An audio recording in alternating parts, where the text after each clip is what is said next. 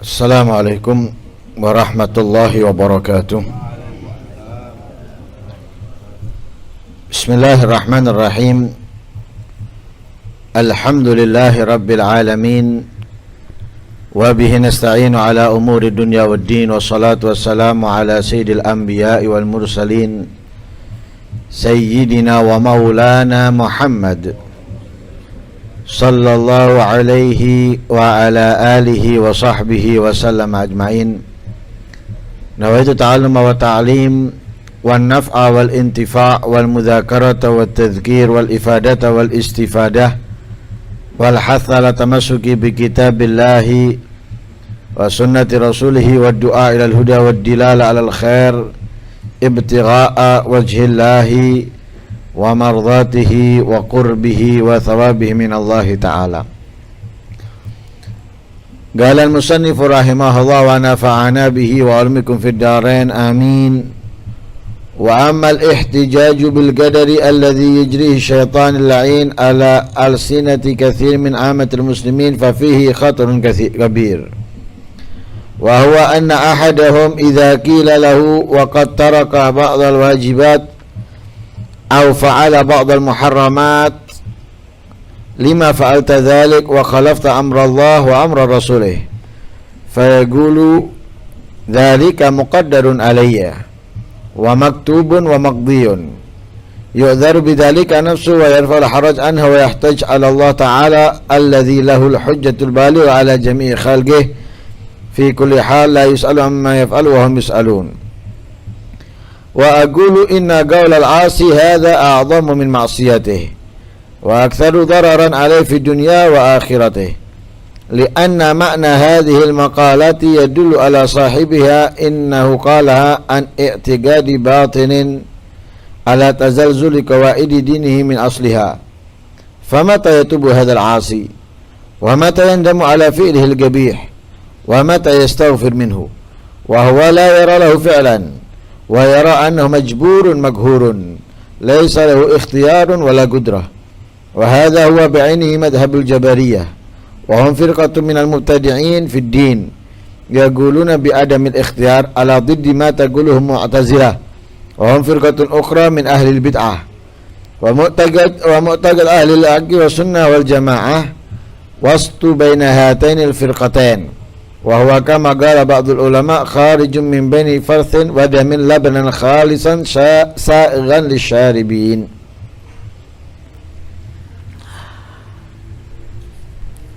وأما الاحتجاج بالقدر، ihtijaj mengambil alasan dengan takdir. Alladzi yujri syaitan al-la'in ala alsinatin katsir min amatil muslimin, yang dimasukkan oleh setan banyak ke pemikiran orang-orang Islam. Fa fihi khatarun kabir, terdapat di dalamnya bahaya yang sangat besar. Dalam rukun iman ada al-iman bil qada wal qadar. Kita wajib mengimani ketentuan Allah dan takdirnya. Allah menentukan dan Allah memastikan. Jadi ketentuan Allah telah ditentukan oleh Allah sejak sebelum kita lahir. Dari ketentuan itu sesuatu akan terjadi kepada kita. Itu namanya takdir. Jadi dua hal yang berbeda, qada dan takdir. Qada ketentuannya, takdir kejadiannya. Lah, apa yang sudah ditentukan oleh Allah bakal terjadi. Dan tidak ada yang terjadi di alam semesta kecuali dari ketentuan yang telah ditentukan Allah. Besar kecilnya, banyak sedikitnya.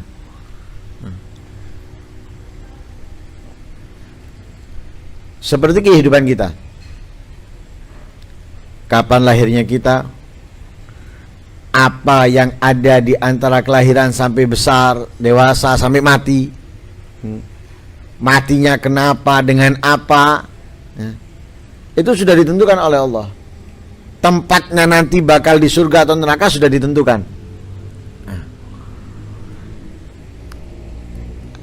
Lah, yang membuat setan itu membuat orang itu kemudian merasa tidak bersalah atas kejadian dari kemaksiatan keburukan yang dikerjakan, sehingga apa? Mereka dibuat oleh Allah, oleh setan, ya sudah, mau gimana lagi? Kamu melakukan ini karena ketentuan Allah, dan kamu nggak akan mungkin bisa menghindarinya. Mau nggak mau, ini ketentuan Allah untukmu yang bakal kamu lakukan.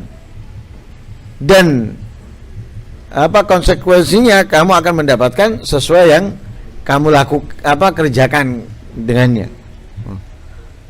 Setan memasukkan itu dalam pikiran banyak umat Islam, dan itu resiko untuk keimanan kita, untuk pengabdian kita kepada Allah. Itu bahaya, itu nggak baik. Sehingga dicontohkan di sini, kalau ada orang meninggalkan kewajiban atau melakukan yang dilarang, ketika ditegur, kenapa kamu melakukan ini? Ini melanggar perintahnya Allah loh. Ini kewajiban mestinya kamu lakukan, kenapa kamu tinggalkan? Ini perintahnya Allah, ini larangan Allah, kok kamu malah mengerjakannya, malah menjalankannya? Dia akan menjawab apa? Yes, mau nggak mau, ini adalah takdirku. Takdirku, aku nggak mungkin bisa menghindar dari takdir ini. Ini sudah ditentukan oleh Allah. Nah, bukankah yang sudah ditentukan oleh Allah itu bakal aku kerjakan, bakal aku lakukan? Jadi menghilangkan kesalahan dari dirinya karena itu adalah ketentuan Allah. Ya, namanya ketentuan. Seakan-akan bukan aku yang salah. Aku menjalankan sesuai ketentuan. Nah, kalau orang menjalankan sesuai ketentuan dari atasannya, masa dibilang salah dia?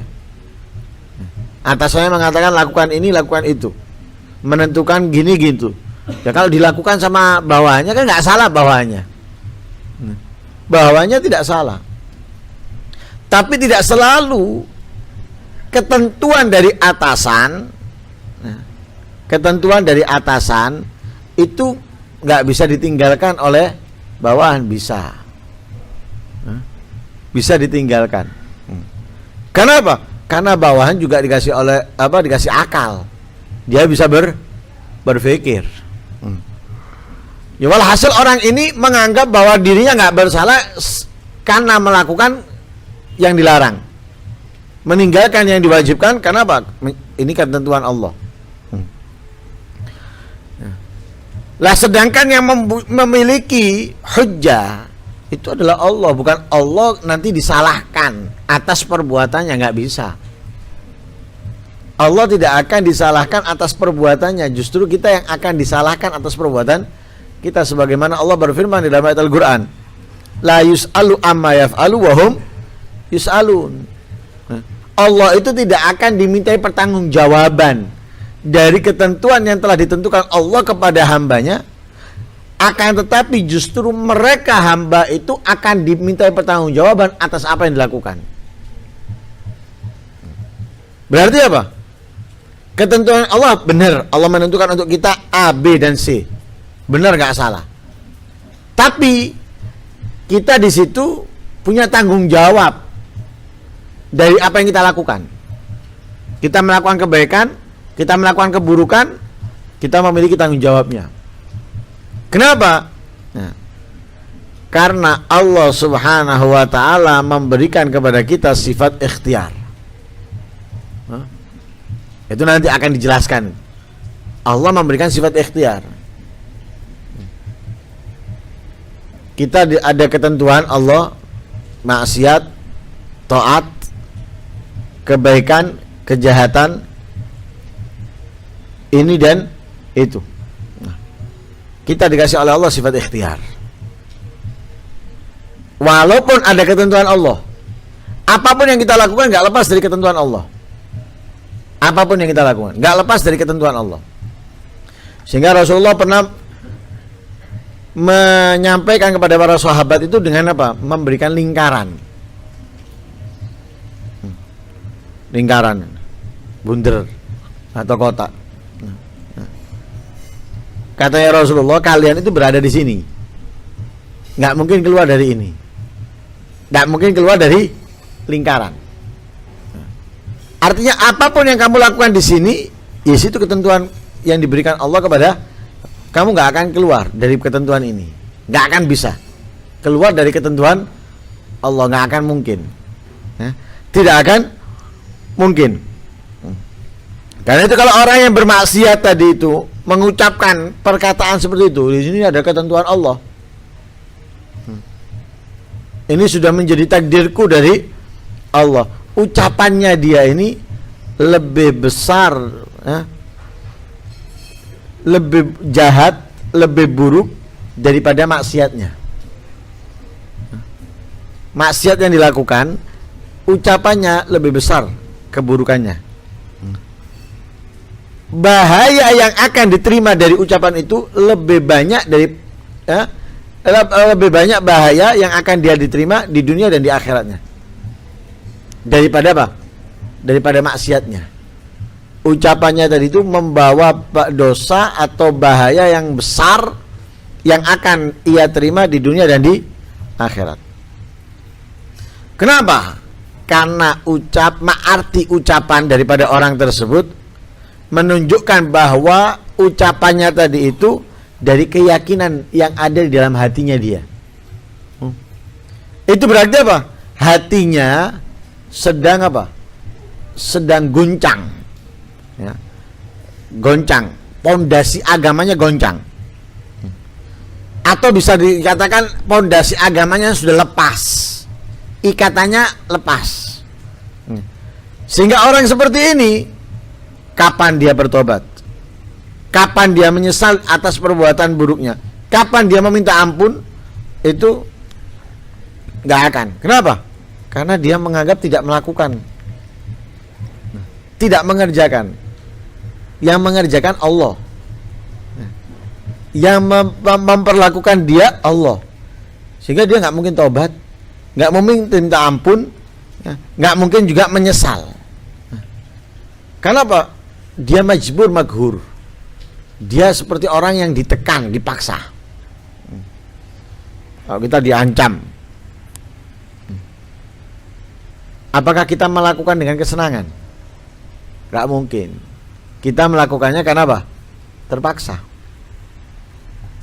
Lah, orang yang melakukan karena terpaksa tadi ini, dia bertobat? Enggak, dia nggak merasa bersalah. Dia menyesal? Enggak, dia nggak merasa bersalah. Dia akan meminta maaf? Nggak mungkin. Dia nggak merasa bersalah. Aku melakukan ini karena dipaksa. Nah, kalau orang melakukan karena kehendaknya, dia pasti merasa menyesal. Tapi kalau dipaksa, kasih gambaran yang mudah gini. Anak yang dipaksa menikah oleh orang tuanya. Kemudian terjadilah apa yang terjadi? Keributan, perceraian, dan lain sebagainya. Anak tadi itu merasa bersalah atas keributan, atas perceraian? Tidak akan. Yang ada dia menyalahkan siapa? Orang tuanya. Kenapa dipaksa? Kenapa saya dipaksa? Loh, saya tidak mau. Kenapa saya dipaksa? Menyalahkan orang seperti hamba tadi ini. Ketika dia menganggap bahwa kemaksiatan, kejahatan, keburukan yang dilakukan itu dari ketentuan Allah kepadanya, yang dia mau tidak mau akan melakukan dan tidak bisa meninggalkannya, dia meyakini hal tersebut, maka dia nggak akan pernah merasa bersalah atas perbuatan jahatnya, tidak akan pernah meminta ampun atas kemaksiatannya, dan tidak akan menyesal karena melakukannya. Karena dia menganggap apa? Majbur maghur, tidak memiliki ikhtiar, tidak memiliki kemampuan, tidak punya ikhtiar, nggak punya kemampuan. Lah ini orang yang seperti ini biasanya menganut akidah Al-Jabariyah atau mazhab Al-Jabariyah. Nah, mereka menganggap apa? Apapun yang dilakukan itu dia tidak memiliki kekuatan untuk menghindar. Jadi mau nggak mau pasti akan terjadi. Sekarang, besok ataupun lusa. Ini mazhab Jabariyah. Jadi tidak tidak memiliki keyakinan qada dan qadar. Jadi kita hidup ini ya berjalan dan terjadi sesuai kehendaknya Allah, dan kita tidak bisa mengelak. Ini mazhab Al-Jabariyah. Dia menganggap nggak bisa mengelak, sudah mau nggak mau. Dan itu termasuk orang-orang yang ahli bid'ah, orang-orang yang merusak agama. Ada yang lain Al-Mu'tazilah. Mu'tazilah ini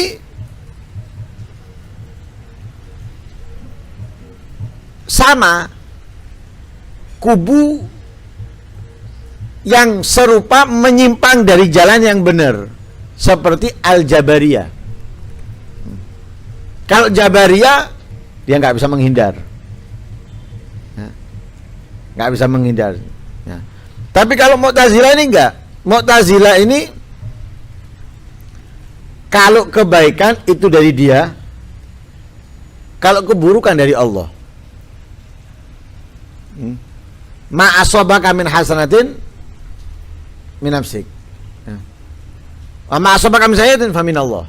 Jadi kebaikan yang kita lakukan itu dari kita, keburukan dari Allah. Jadi kalau kita melakukan keburukan itu dari Allah, bukan dari kita. Kalau kebaikan dari kita. Nah, itu menisbatkan Mu'tazilah. Sama-sama salahnya ini. Yang Jabariyah menganggap apapun yang dilakukannya itu nggak bisa dikatakan salah karena dia dipaksa. Yang ini mengatakan kebaikan dari dia, keburukan dari Allah.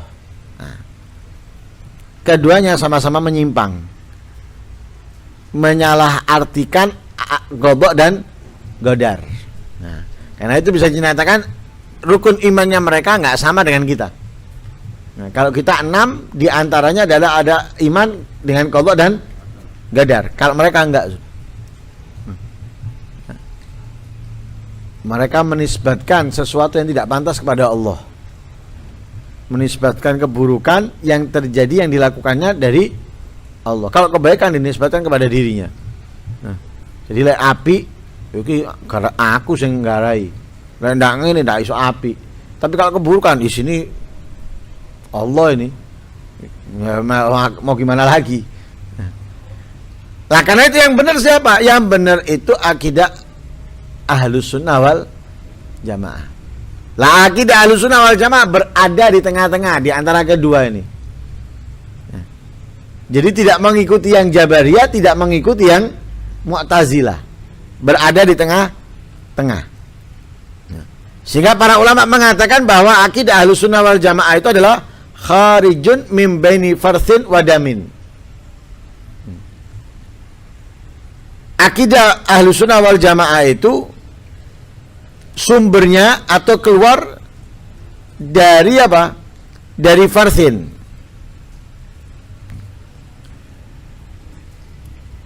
Faras itu seperti cairan, seperti cairan yang kotor, wadamin dan darah.